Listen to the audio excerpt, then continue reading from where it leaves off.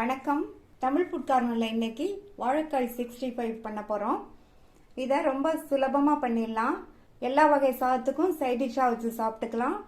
இப்போ இந்த டேஸ்டான வாழைக்காய் 65 எப்படி பண்ணுறதுன்னு பார்க்கலாம். 2 மீடியம் சைஸ் வாழைக்காய் எடுத்து வச்சுருக்கேன். இந்த வாழைக்காயில் காம்பு பகுதியையும் இந்த சைடும் கட் பண்ணிவிட்டு 2 வாழைக்காயையும் மேல் தோலை சீவிக்கலாம். இந்த வாழைக்காயை சதுர சதுர துண்டுகளாக கட் பண்ணி தண்ணியில் சேர்த்துக்கலாம். தண்ணியில் சேர்த்தோம்னா வாழைக்காய் கருத்து போகாமல் இருக்கும்.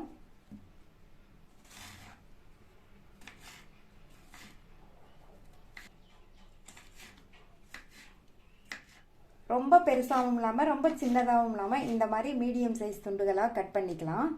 2 வாழைக்காயும் கட் பண்ணி தண்ணியில் சேர்த்தாச்சு. இப்போ இதில் உள்ள தண்ணியை வடிச்சிடலாம்.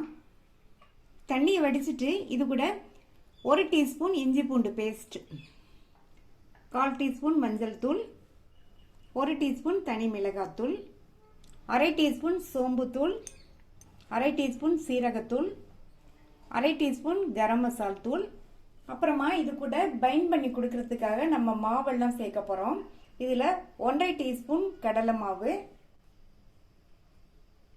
அரிசி மாவு 1/2 டீஸ்பூன், அப்புறமா கார்ன்ஃப்ளவர் மாவு 1/2 டீஸ்பூன்.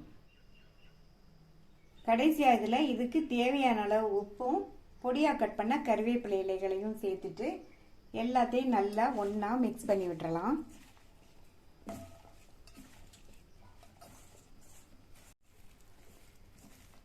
நல்லா மசாலாவில் காயெல்லாம் கோட்டாகிற மாதிரி நல்லா கலந்து விட்டாச்சு. வாழைக்காயை கட் பண்ணி தண்ணியில் போட்டு வச்சுருந்தோம். அதை அப்படியே தண்ணியிலேருந்து நம்ம சேர்த்ததுனால வாழைக்காயில் உள்ள ஈரப்பதத்திலே மசாலா நல்லா கோட்டாயிருச்சு. நம்ம அடிஷ்னலாக தண்ணி எதுவும் சேர்க்க வேண்டியதில்லை. இப்போ மூடி போட்டலாம். ஒரு 20 நிமிஷம் மசாலாவோடு சேர்ந்து காய் நல்லா ஊறிட்டு இருக்கட்டும். 20 நிமிஷம் ஆச்சு. மசாலாலாம் நல்லா வாழைக்காயில் ஊறிடுச்சு. இப்போ இதை ஃப்ரை பண்ணிடலாம். வாழைக்காயை பொரிக்கிறதுக்கு கடாயில் எண்ணெய் விட்டு சூடாயிடுச்சு. நம்ம மேரினேட் பண்ணி வச்ச வாழைக்காயை ஒவ்வொன்றா எடுத்து எண்ணெயில் சேர்த்துடலாம்.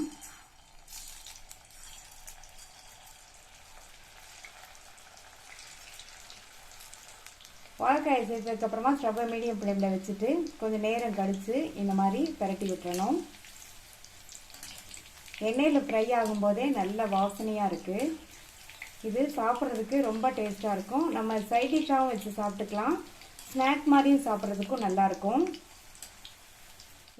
இந்த மாதிரி கிண்டி கொடுத்துட்டே இருந்தால் தான் எல்லா வாழைக்காயும் நல்லா ஒன்று போல் வெந்து இந்த 65 சாப்பிட்றதுக்கு நல்லா சாஃப்டாகவும் டேஸ்ட்டாகவும் இருக்கும். நல்லா பரட்டி விட்டு வாழைக்காய் நல்லா ஃப்ரை ஆகிடுச்சு. பபிள்ஸ் எல்லாம் ஓரளவு அடங்கிடுச்சு. இந்த ஸ்டேஜில் எடுத்தால் கரெக்டாக இருக்கும். எடுத்துடலாம். நல்ல கலர்ஃபுல்லான மொறு வாழைக்காய் ஃப்ரை ரெடி ஆயிடுச்சு. இதே மாதிரி எல்லாத்தையும் போட்டு எடுத்துடலாம்.